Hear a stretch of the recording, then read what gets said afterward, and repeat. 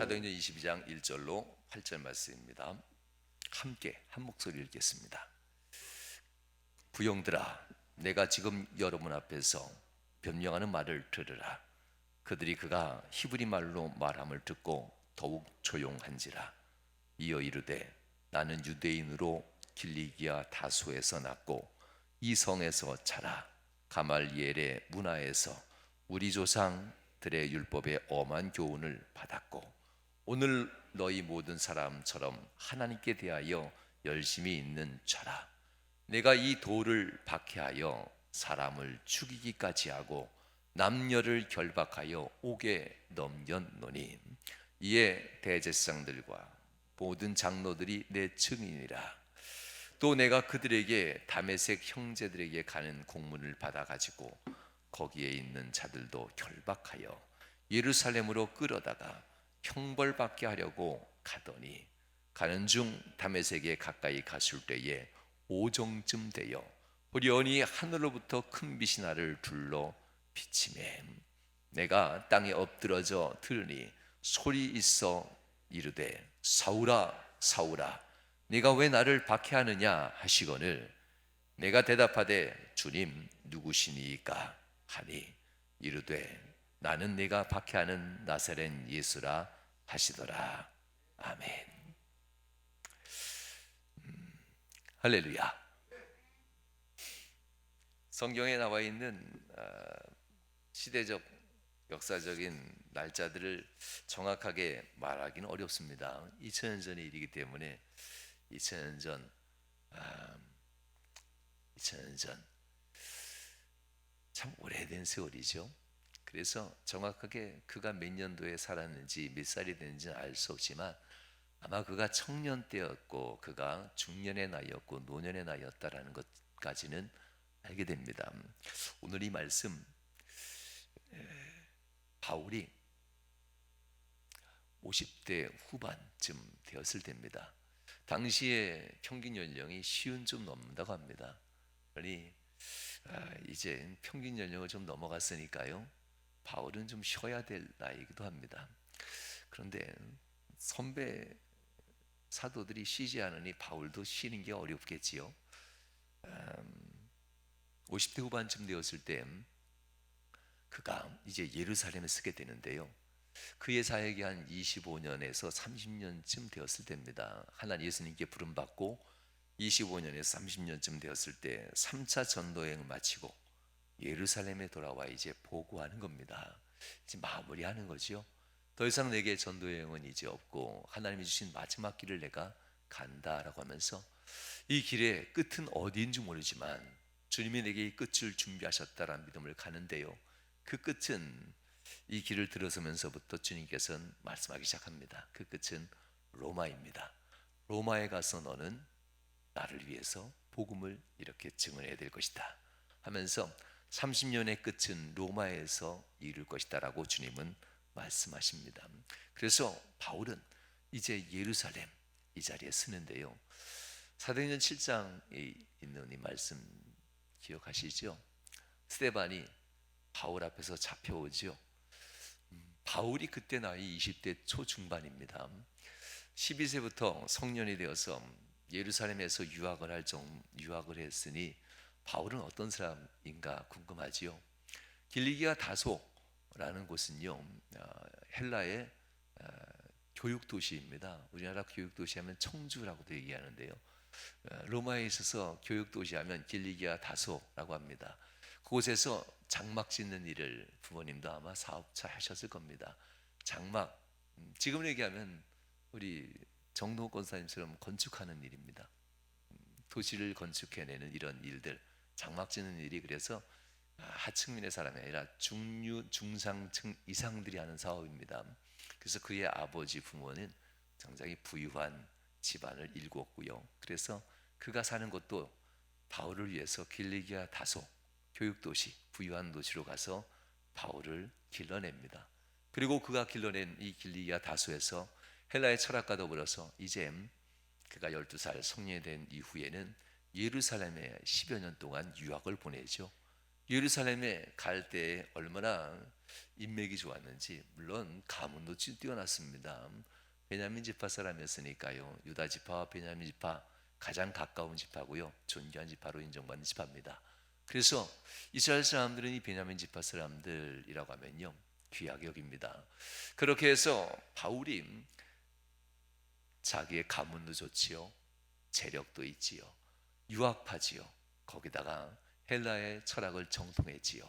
그리고 율법은 어려서부터 그가 부모로부터 배움받고 랍비로부터 배움받았으니 이스라엘에 돌아올 때에 이스라엘의 최고의 랍비인, 지금은 서울대학교 최고의 교수라고 하겠죠, 가말리알이라는 교수 아래로 그가 들어갑니다. 물론 제사장이죠. 이 가말리알 문화생이 되어서 이곳에서 그가 약 13년 동안 교육을 받습니다. 그리고 그의 청년 20대 중반이죠. 중반에 이미 그는 랍비가 되는데, 어떤 랍비냐면요, 이 사람이 이단인지 정통인지, 이 사람이 죽을 사람인지 안 죽을 사람인지 이 가부의 표를 갖는 사람이 됩니다. 재판을 할 수 있는 재판관이 된다는 거지요. 그래서 스데반이 죽을 때 스데반이 죽어 마땅하면서 가표를 던집니다. 내가 그 증인이다. 나도 그 몇 사람 안 되는 사람 중에 스데반을 내가 죽일 때 내가 증인이 되었다 하면서 최고의 위치입니다. 그 20대 중반도 안 된 그 젊은이가 가말리엘 문화생 간 것도 대단했는데, 당시에 사람을 생사를 구별할 수 있을 만큼 그 위치를 가지고 있었다는 것은 바울이 얼마만큼 성공했는지 알겠지요. 20대 중반에 이미 최고의 성공을 한 사람 바울입니다. 그 위치에서 바울이 스데반을 이제 가표를 던져 죽이게 되는 이 상황에 바울은 사람을 사용할 때는요, 종교적 사용은 이겁니다. 먼저 절벽과 같은 비탈길에서 사람을 집어 던집니다. 그래도 안 죽으면 끌어다가 그를 다시 돌로다 던져서 죽입니다. 그런데 돌로 던져 죽일 때는요, 몸에 피가 트기 때문에 가까운 데서 때리니까요, 머리에서 던지지 않습니다. 가까운 곳에서 내리치기 때문에 죄인 범죄자의 피가 몸에 묻으면 일주일 동안 부정합니다. 그래서 사람들은 그 겉옷을 벗습니다. 이런 겉옷을 벗어서 그 가표 던진 사람들 앞에 그 겉옷을 갖다 놓습니다. 그리고 그 사람들이 그 겉옷 피가 튀면 안 되니까, 그러면 그가 부정해지니까 겉옷을 보관해 줍니다. 이런 얘기들이 사도행전에 등장하고 오늘 본문에도 등장합니다. 내가 그들의 증인이었고 그들의 옷을 내가 보관했다. 이런 걸 통해서 바울은 스데반을 죽였던 그 현장을 기억해냅니다.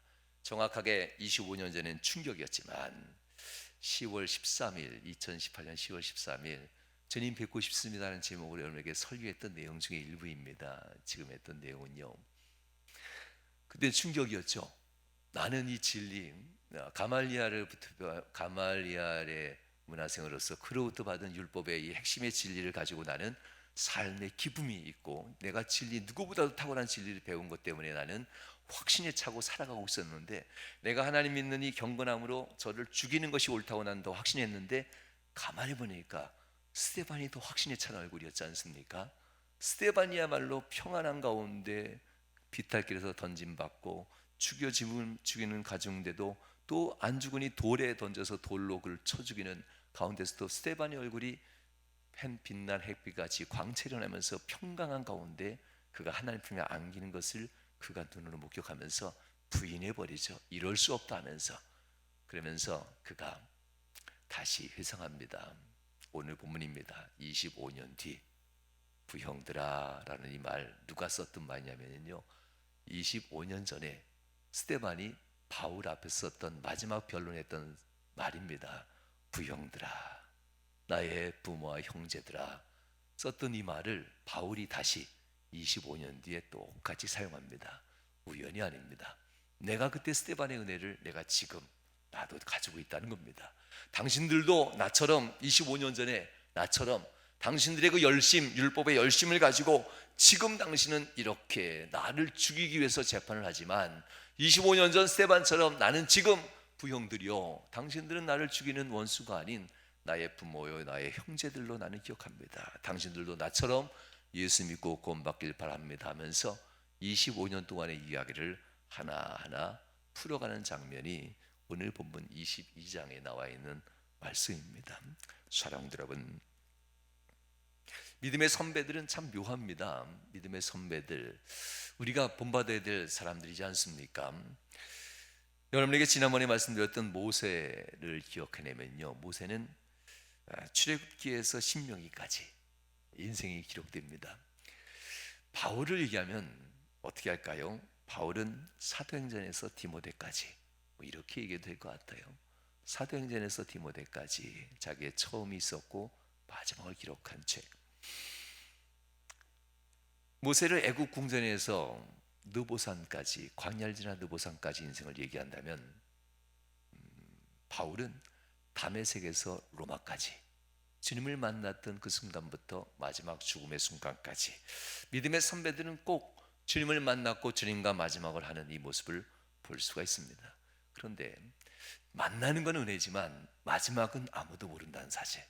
그래서 그날과 그때는 오직 아버지께만 속한 일이라면서 나도 모른다라고 해요. 아시지요?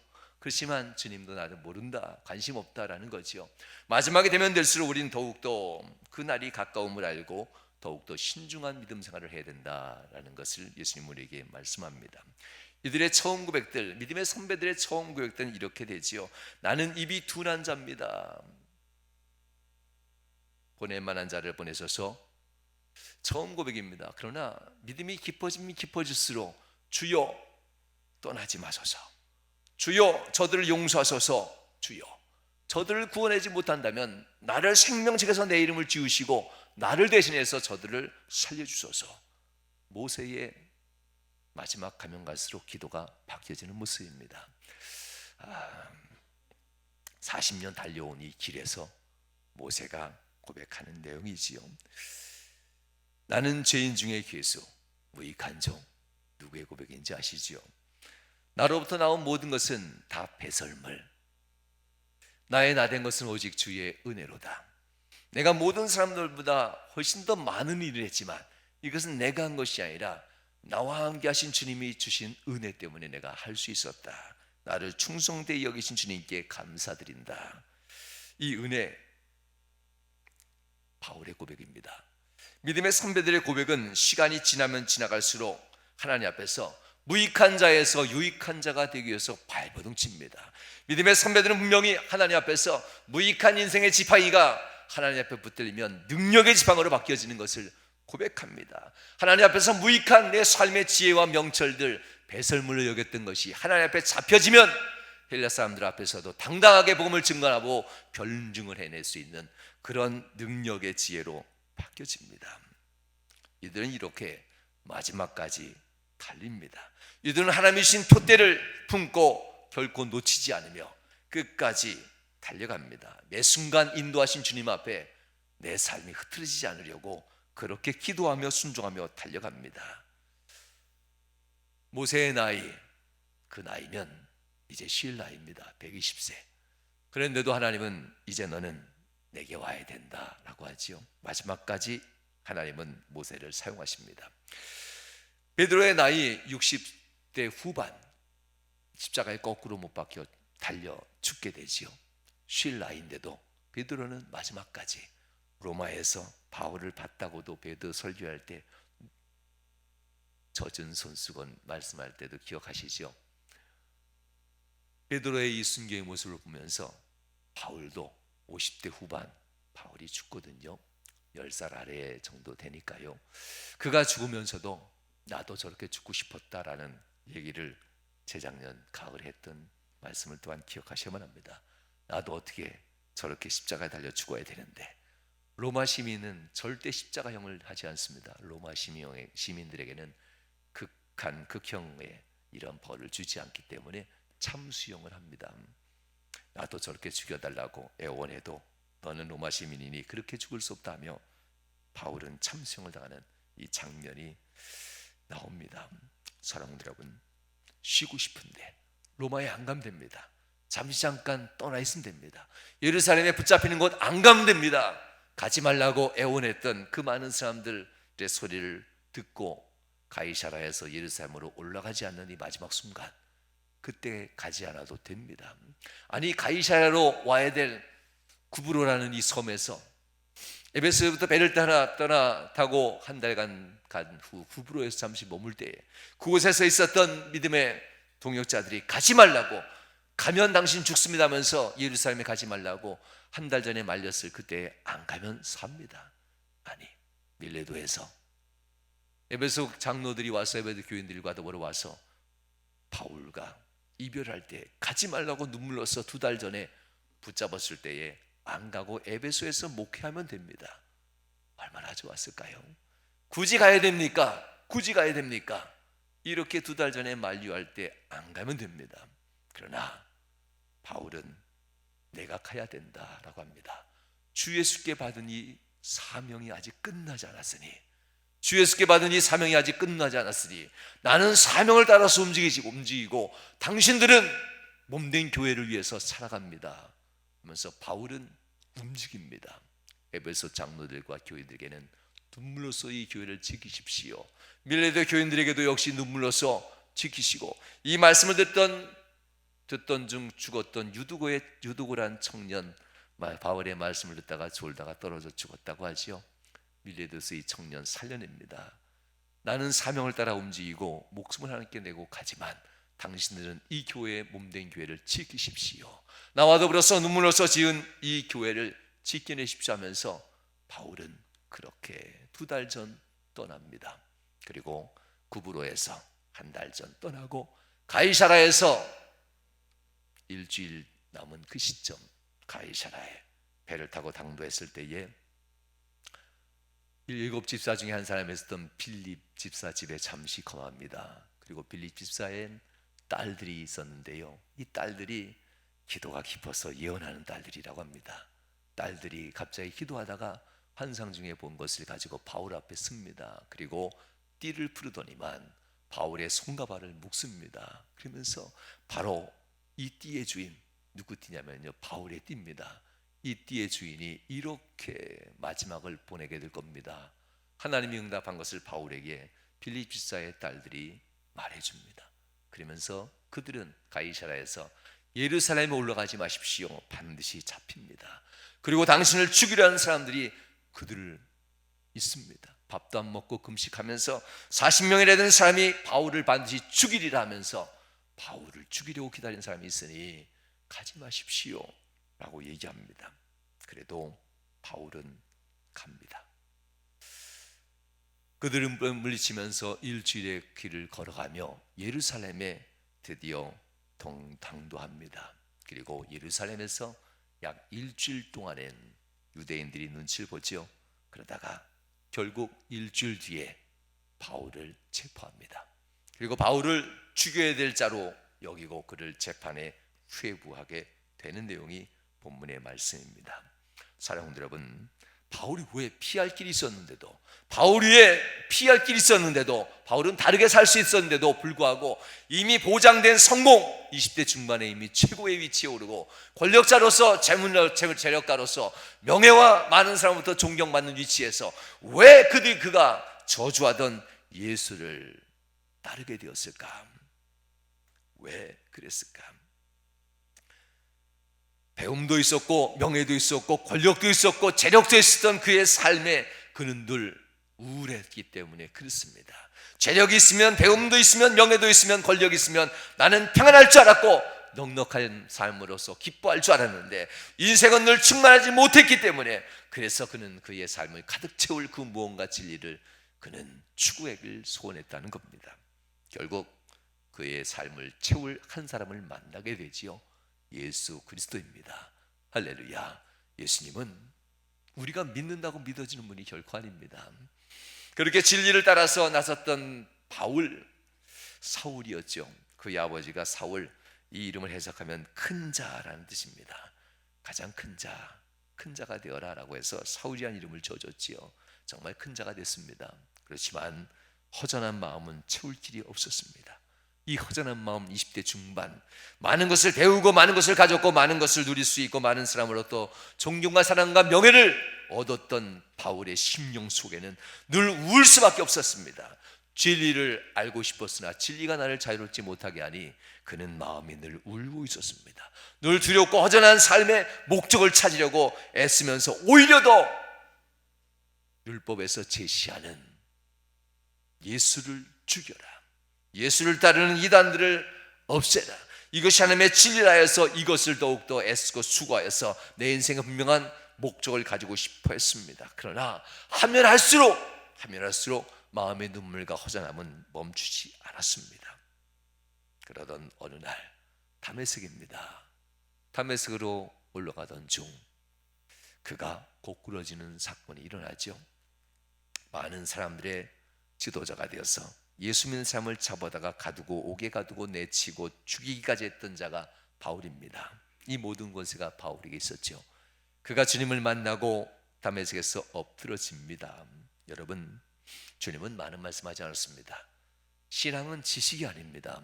신앙은 많은 지혜가 아닙니다. 신앙은 내가 가지고 있는 지식이 충만하고 내가 가지고 있는 학식이 충만하면 더 많이 배울 수 있다라는 것은 사단의 유혹입니다. 신앙은 예수님을 정면으로 만나셔야만 합니다. 예수님을, 내 아버지가 만난 예수님 안 됩니다. 내 부모가 만난 예수님 안 됩니다. 내 부모가 경험했던 신앙의 간증 안 됩니다. 내 믿음의 선배가 이끌어줬던 신앙의 많은 간증의 추억들 안 됩니다. 주님을 여러분들이 정면으로 만나셔야만 합니다. 누군가를 통해서 들어서 주님 좋은 분이다, 누군가를 통해서 주님 괜찮은 분이다, 누군가를 통해서 주님 그럴듯한 분이다라고 들어서는 안 됩니다. 충격적인 사건, 저가 믿는 예수가 과연 대단한 분인가? 스데반의 죽음의 현장 앞에서 저가 믿는 그 예수가 진짜 진리가 아니었을까? 25년 전에 충격적인 사건이었음에도 불구하고 바울은 변화되지 않았습니다. 사랑하는 성도 여러분, 주님을 만나십시오. 얼마만큼 성경을 많이 읽어야 주님을 만날 수 있을까? 주님을 만나면 내가 왜 이토록 애썼을까 할 겁니다. 얼마만큼 많은 예배를 드려야 주님을 만날 수 있을까? 주님을 만나면 그 많은 예배가 주님을 만나는 데로는 도움되지 않았다라고도 할 수 있을 겁니다. 주님을 만나야 예배의 목적이 살아납니다. 주님을 만나야 그 많은 기도의 목적이 살아납니다. 주님을 만나야 그 많은 성경 묵상의 의미가 살아납니다. 주님을 만나야 말씀을 가까이 하는 목적이 살아납니다. 주님을 만나지 않고 말씀을 읽고, 주님을 만나지 않고 말씀을 암송하고, 주님을 만나지 않고 아무리 많은 예배를 드리고, 주님을 만나지 않고 아무리 많은 기도를 드린다 할지라도 그의 인생의 목적은 살아나지 않을 겁니다. 세상의 바람만 조금만 불어도 허리를 굽히고 몸을 움신의 폭을 좁히고 그늘 속으로, 굴 속으로 들어가는 연약한 그리스도인이 되는 이유는 주님을 만나지 않았기 때문입니다. 성도 여러분, 만나십시오. 이렇게 만나집니다. 사울아, 네 시오니까 네가 핍박하는 자, 내가 나사렛 예수다, 이겁니다. 주를 못 만난 사람은 모두가 다 주님을 핍박하는 자입니다. 왜냐하면 우리의 죄가 주님 앞에 아직 씻임받지 않았으니까. 거저 용서함 받았습니까? 여러분들이 주님을 죽여야만 우리는 살아나는데 핍박하는 자 맞지 않습니까? 우리가 주님을 십자가에 못 박아 죽여야만 그 피값이 내 피값이 되는데 우린 이것을 잘 인정하지 않습니다. 그저 주님이 죽어주셨다라고 하지요. 실상은 내 죄가 주님을 죽이는 겁니다. 내 죄가 주님을 십자가에 못 박고 내 죄가 주님을 죽여야만 나는 살아나는 겁니다. 그래서 고난주간은 우리에게 심각한 주간이기도 합니다. 사랑하는 여러분, 바울은 내가 아는 지혜, 내가 예배를 많이 드리면 주님을 안다고 생각했습니다. 내가 예배를 많이 드리면 주님을 만난다고 생각했을 겁니다. 많은 그리스도인들이 그렇게 생각합니다. 그러나 내가 주님을 죽였다는 것을 시인하지 않는 이상 주님은 만날 수 없습니다. 내가 주님을 십자가에 못 박혔다는 이것을 시인하지 않는 이상, 내가 주님을 핍박하고 주님을 죽이는 곳으로 내몰았다는 이것을 시인하지 않는 이상 우리는 주님을 만날 수가 없습니다. 예배가 허전해지고 기도가 허무해지고 말씀을 읽는 것이 노력은 있지만 능력이 되지 않는 이 모든 상황들 다 주님을 만나지 않았기 때문에, 내가 주님을 핍박하고 내가 주님을 못 박았다는 사실을 인정하지 않았기 때문에 바울은 이제 주님을 그렇게 만납니다. 네가 핍박하는 예수다, 내가 나를 핍박하고 내가 죽이라는 이 예수다. 사랑하는 여러분, 그의 인생에 여러 가지 선택지가 있는 것은 아닙니다. 여러분, 다시 한번 얘기해 드립니다. 교회는 선택하는 곳이 아닙니다. 교회가 쇼핑처럼 예배 드리는 곳이라면 어느 곳에 가도 예배 드려도 상관없습니다. 그러나 여러분들이 교회에 몸된 자라면 옮기면 절대 안 됩니다. 왜냐하면 떨어져 나가면 죽는 거잖아요. 심장이 여기 있는데 팔이 떨어져 나가네요. 이 팔이 살아있다 하지 않습니다. 속히 봉합수술하지 않으면 이 팔은 죽습니다. 곧 죽습니다. 곧 죽습니다. 교회는 예배드리는 곳이 아닙니다. 교회는 여러분의 몸입니다. 바울은 이것을 깨닫기까지 오래 걸렸습니다. 진리를 알면 어느 곳에선 주님을 경배한다고 생각했을 것입니다. 그러나 진리를 알면 알수록 바울은 사역자로서 있는 곳에 주님이 보내지면 목숨을 걸고 가는 것이지만 밀레도의 교인들에게, 에베소의 교인들에게, 가이사라의 교인들에게, 예루살렘의 수많은 교인들에게 당신들은 이 교회가 당신의 몸입니다. 고린도 교인들에게 당신들은 이 교회를 위해서 몸된 교회와 더불어 함께 울고 웃고 함께 성장하고 함께 나아가고 함께 승리하는 이 운명이 당신들의 겁니다. 당신들은 교회가 예배드리는 곳으로 착각하지 마십시오. 교회는 당신들의 눈물이 필요하고 당신들의 생명이 필요합니다. 바울은 이것을 얘기합니다. 나의 모든 것을 이제 배설물로 여기면서 주님이 인도하는 길 위에 걷게 됩니다. 나의 나된 것은 오직 주의 은혜로라 얘기하면서 나아갑니다. 다윗은 찬송의 면류관을 받는다고 하지요. 다윗은 그럼 무슨 면류관을 받을까요?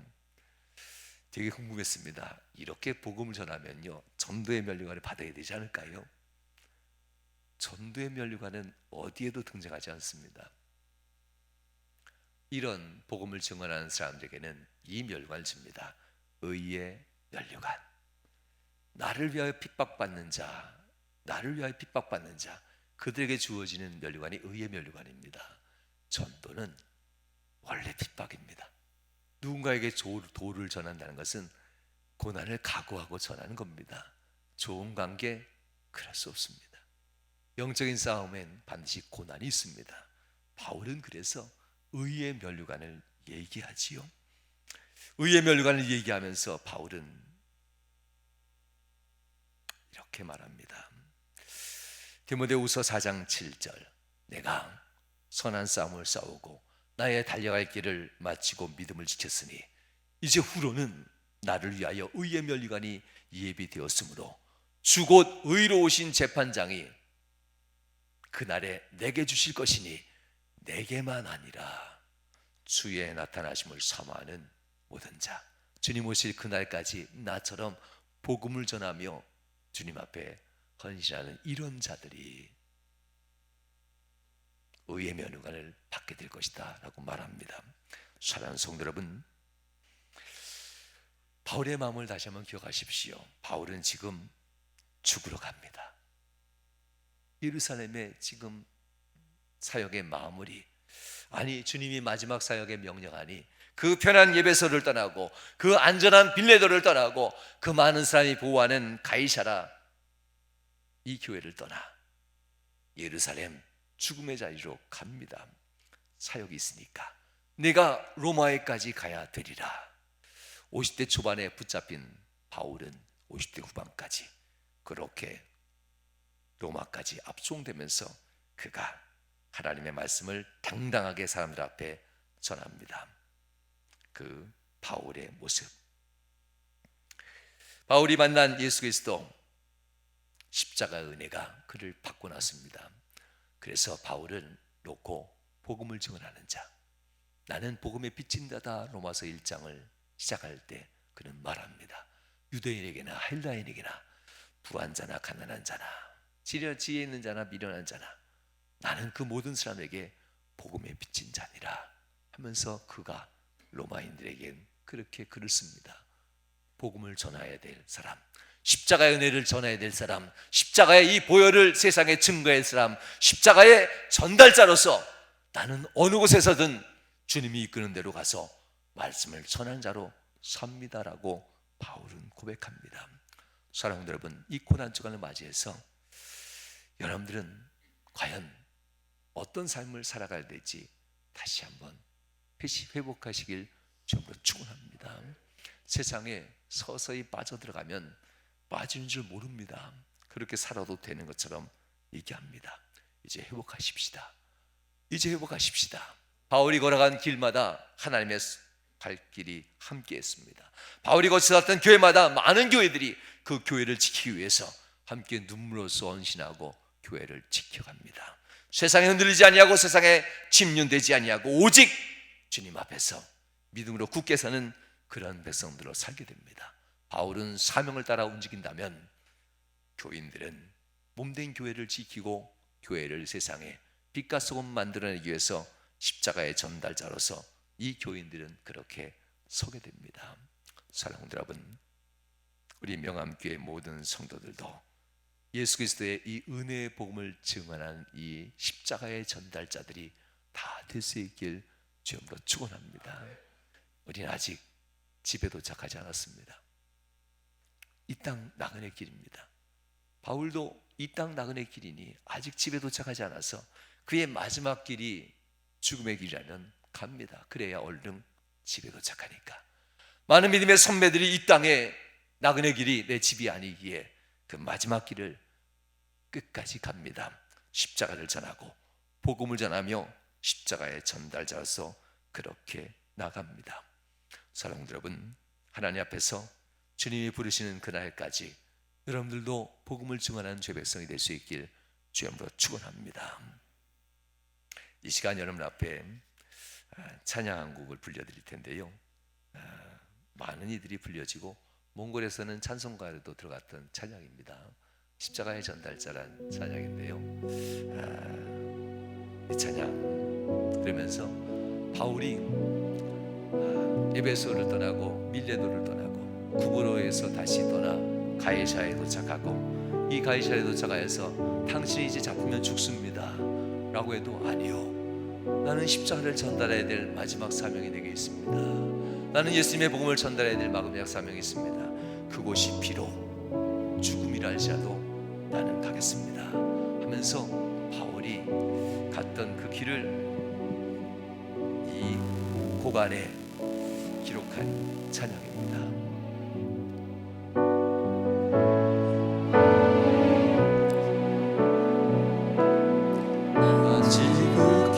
작은 자 죄인 중에 괴수 무익한 나 부르셔서 간절한 기대와 소망 부끄럽지 않게 십자가 전개 하셨네. 어디든지 가리라 주 위에 서라면 나는 전하리 그 십자가 내 몸에 맨 십자가 그 보혈의 양미 온 세상 채울 때까지 살아도 주를 위해 죽어도 주를 위해 살아 죽으나 난 주의 것 십자가의 능력 십자가의 소망 주 안에 주가 사시는 것 살아도 주를 위해 죽어도 주를 위해 살아 죽으나 난 주의 것 난 지극히 작은 자 죄인 중에 괴수 무익한 나 부르셔서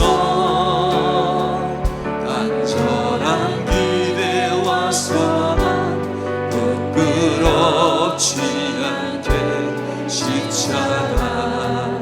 정케하셨네.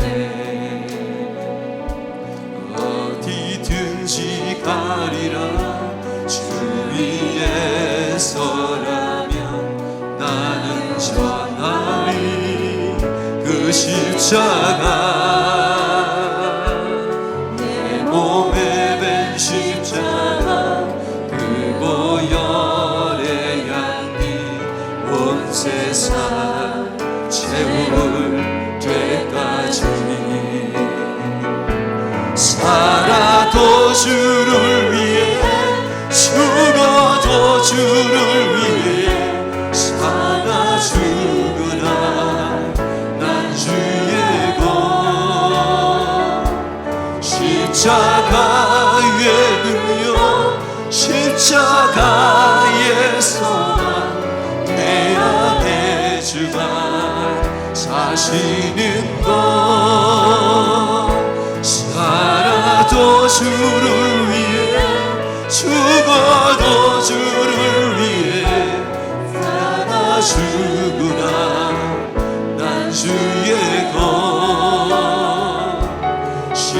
십자가의 능력 십자가의 소망 내 안에 주만 사시는 것난 지극히 작은 자 죄인 중에 예수 무익한 날 부르셔서 간절한 기대와 소망 부끄럽지 않게 십자가 전케하셨네. 내 사랑 나의 십자가 내 사랑 나의 십자가. 바울의 고백이 우리의 고백이 될 수 있기를 축원합니다. 주님 도와주시옵소서. 내 몸에 하나님 십자가의 보혈이 내 마음에 채워졌는데 하나님 주님 내 안에 하나님 십자가의 보혈의 그 향기가 내 인생을 붙잡고 날 살려냈는데 하나님 십자가를 외면하지 않게 하시고 예수 그리스도의 십자가를 내 마음속에 새기며 그 능력과 그 소망 안에 거하며 복음을 증가할 수 있는 우리의 삶 되게 하여 주시옵소서. 고난의 십자가지만 우리에겐 내 사랑 나의 십자가 이 십자가의 고난을 내 마음 품고 남은 십자가의 이 고난을 내가 짊어지며 내가 주님 오실 그날까지 복음을 증거하며 나갈 수 있는 성도로서의 삶 이 교회의 몸된 성도로서의 아름다운 모습 잃지 않게 하여 주시옵소서. 이 교회의 몸된 성도로서 하나님 아버지 주님 오실 그날까지 하나님 힘써 나가는 저대로 인도하여 주시옵소서. 주께서 우리를 붙드시고 함께 하심을 간절히 바라며 예수님 거룩한 이름으로 기도하옵나이다. 아멘. 이제는 아버지 하나님의 극진하신 선하심과 성자 예수 그리스도의 그것인 은혜와 성령 하나님께서 내주고 동정마 역사하시는 은총이 사람 모든 성도들 삶 속에 유로부터 함께 하시길 축원하옵나이다. 아멘. 아멘.